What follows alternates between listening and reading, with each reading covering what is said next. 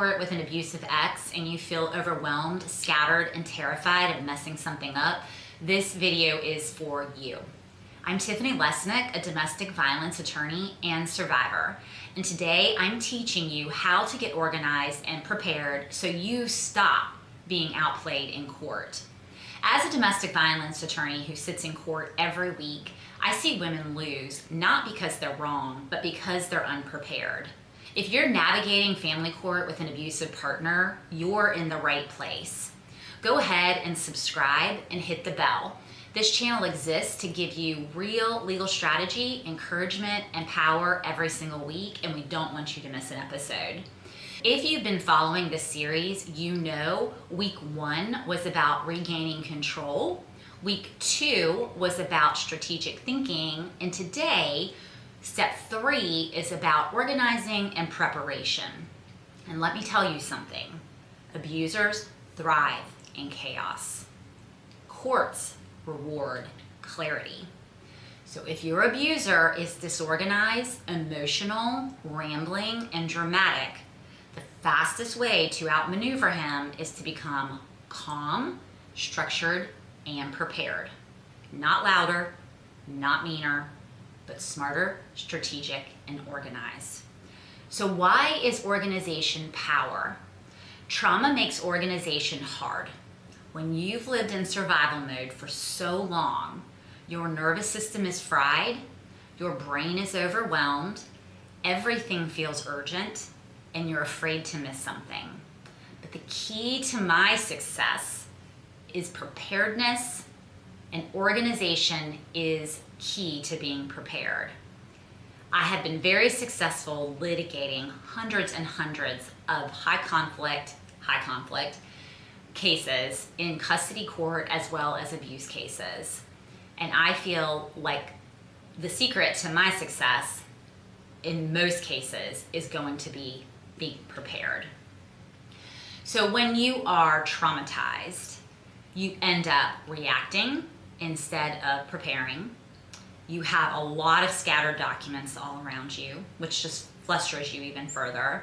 You've got thousands of screenshots, thousands of pages of evidence. You don't have any system in place, and then you panic before court.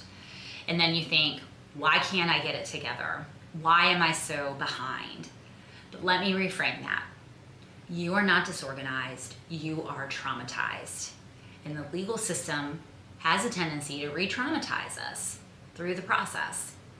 But now you're shifting from survival mode to strategy mode by watching videos such as mine to help you get prepared and to help you conquer your Goliath in court. Organization isn't about perfection, it's about power. The hard truth is that the judge does not have time for your whole life story. They care about evidence, timelines, documents, facts, and patterns. Your job is to package your truth in a way the court can understand, and that starts with organization. So step 1, we want to build your legal command center. You need one place for everything. Call it your war binder, your freedom folder, your court command center, whatever empowers you. And inside you need 5 sections. So the first section are your court documents. Anything that's been filed with court, whether that's motions, petitions, complaints, orders, evictions, criminal records, restraining orders, anything that has a file stamped or has been filed with court, print them, highlight them. You can take sticky tabs and write notes in the margins on a piece of sticky tab. You may want to have 2 copies. You may want to have a clean copy for the court and then a copy for you with a lot of notes just for yourself. You cannot admit into evidence documents that have a bunch of handwriting and highlights and outlines and things like that on it. So you may want to have 2 copies, one for you for your notes and another copy for the court that's clean. Another tip that I'll give you if you're representing yourself is that courts can take judicial notice of anything that's been filed with the court. So motions, complaints, petitions, orders, restraining orders, evictions, those kind of things. If it's been file stamped, you can ask a court to take judicial notice of it. So what does that look like? So if you have a trial binder, I'm showing you what a trial binder looks like. If you have a trial binder, you can take it in and you say, Judge, please take judicial notice of tabs 1, 2, 3, 4, 5, and 6. I don't know how many tabs you'll have, but you'll have each motion, each order, each eviction notice, each restraining order, whatever it might be, in its own individual tab. Okay, so if you have, let's say, 5 motions, you'll have 5 tabs. If you have 2 orders, you'll have 2 additional tabs for 7 tabs total. And then you're going to label them individually as Exhibit 1, Exhibit 2, Exhibit 3, Exhibit 4, 5, 6, and 7. The exhibit sticker or the exhibit number will correspond to the tab that it's in, okay? So hopefully that makes sense. And basically asking the court to take judicial notice is like asking them to admit it into evidence. So rather than saying, Judge, I'd like to admit these into evidence, which you can try to do as well, you just say, Judge, I'd ask you to take judicial notice of these court documents. And most of the time, they will. And that is a really easy way, if you're representing yourself, for you to get those documents in front of the judge. And they can start reading them right away. And all of those previous facts, all of that history, all of those orders, the judge will be reading, and they will take it into consideration when they are deciding on your case. All right, number 2, we also need to organize a chronological timeline of abuse, okay? So important. I do this all the time as an attorney, and it is amazing to me what is revealed whenever I actually sit down and create a timeline. So we want dates. What happened? Who witnessed it? Were there police calls? Were there hospital visits? What kind of evidence do I have to plug into my timeline? Judges love timelines. Attorneys love timelines. And I'm always amazed when I create a timeline. So I'll take the pleadings, the orders, the documents that have been filed with court, especially if you're going through post-separation litigation abuse and he's using the court system to further abuse you by filing an excessive number of motions against you. Creating a timeline can really be helpful because you can correlate the filing of his motions with his actual behavior towards you. Maybe he stopped paying child support right after you filed a motion to modify custody. Or maybe he started paying child support the minute you calendared that hearing. What does his behavior show you in conjunction with the things that he's been filing? It's really quite illuminating. You can also use that timeline to support an argument that you might want to make in front of the court. Judge, he really doesn't need child support. He's just asking for child support now because I filed the custody motion against him or something like that. He's doing it in retaliation. So there's a lot that we can learn from these timelines. It also shows when you create a timeline that you have authority over your facts, right? You can go in when you're being questioned on cross-examination or when a judge is asking you questions, you know how things have occurred. So it makes you seem much more credible, much more convincing. You're not rambling all over the place because you know when things happened and how they happened. So very important. Number 3, communication log. Communications are so important. Anything that's written is evidence, especially written between the two of you. We want to keep track of dates of messages. Dates are very important. So if you don't have a date on a piece of evidence, you may not be able to get it admitted. So make sure when you're printing out text messages or emails or screenshots that you have the date with the month, day, and year printed out clearly. And if you can, the time as well. Times are important. What if he's text messaging you at 2 or 3 a.m. in the morning and he's doing it repeatedly?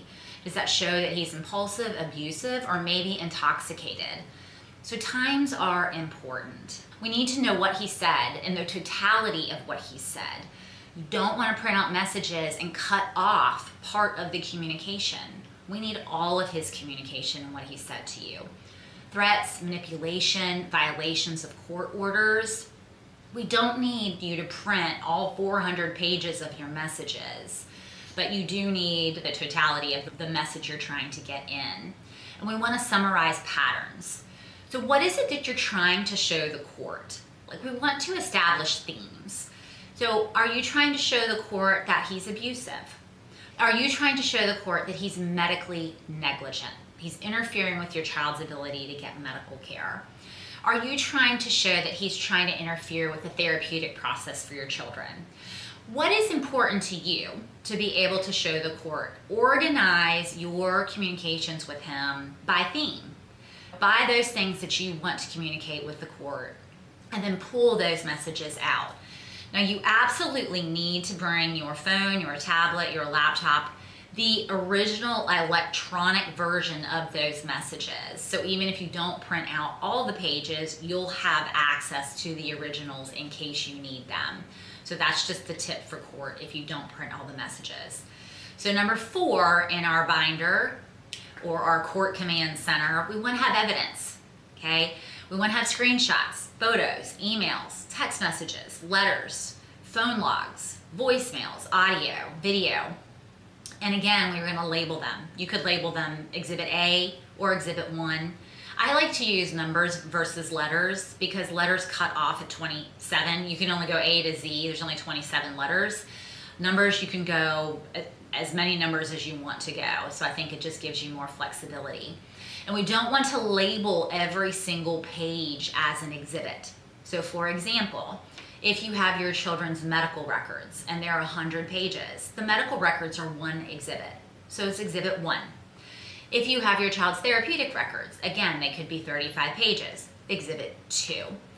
If you have text messages between you both, you have a set of text messages where he's interfering with therapy. That set, where it's all about therapy, would be Exhibit 3.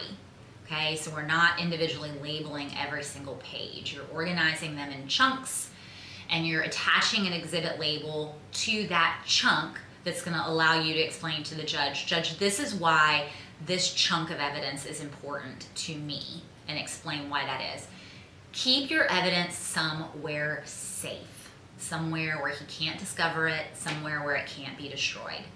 Whether you upload that to your attorney's office, you keep it on a flash drive somewhere hidden, you give it to a friend, somewhere where he can't take it, erase it from your phone, or destroy your laptop, burn it, whatever a case may be. And there's lots of other forms of evidence. That's not the only form of evidence. But if you have something that you think is important, keep it in that legal command center, that binder, that box, wherever it is that you're keeping all of your documentation and your evidence for court. We want everything in one place to make you as organized as possible. All right, number 5 in your legal command center or your binder, we want court notes. Okay, we've got a couple different types of court notes here.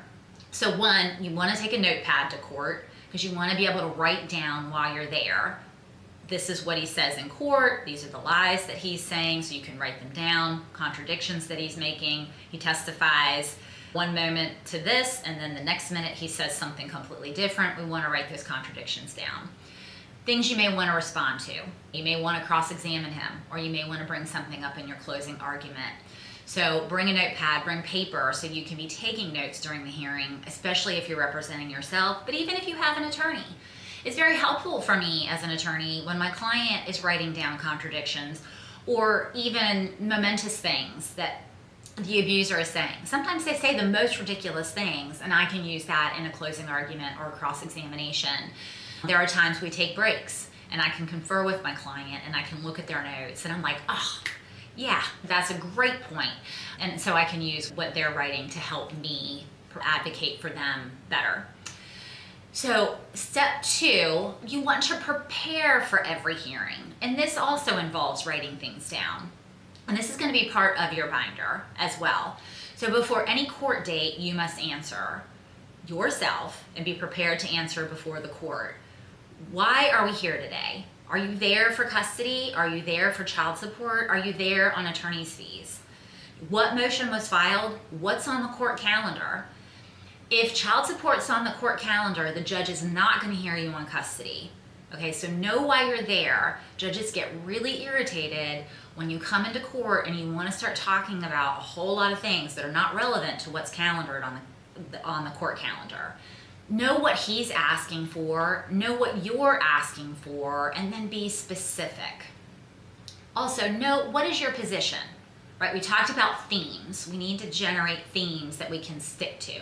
He's abusive. He's medically negligent. My children are not safe in his control. What is my position? Why? And then stick to your position, so that when you're being cross-examined or a judge is asking you questions, you're not vacillating all over the place. Be confident in your position.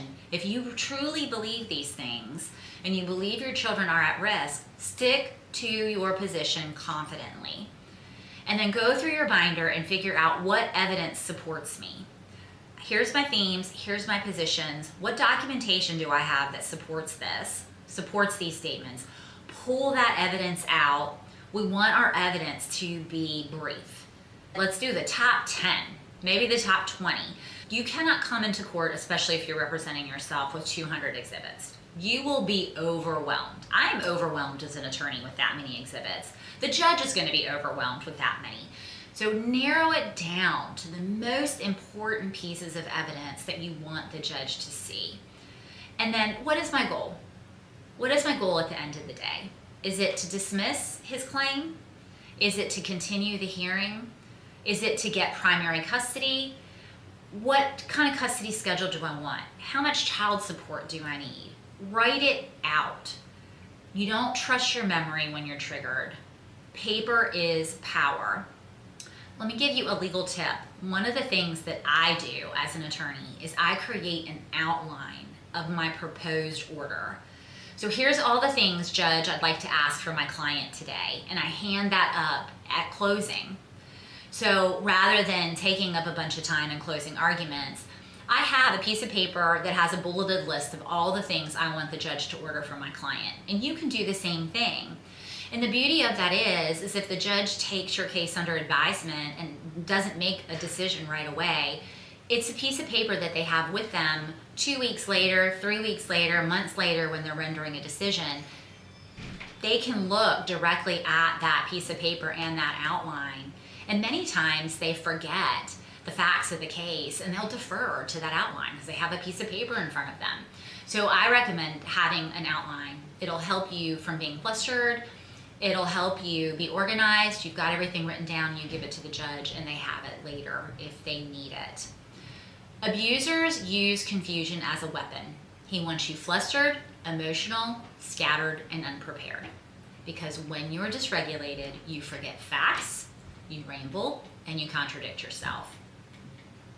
Organization protects you from gaslighting, courtroom ambushes, surprise lies, and emotional hijacking, all of which are probably going to happen.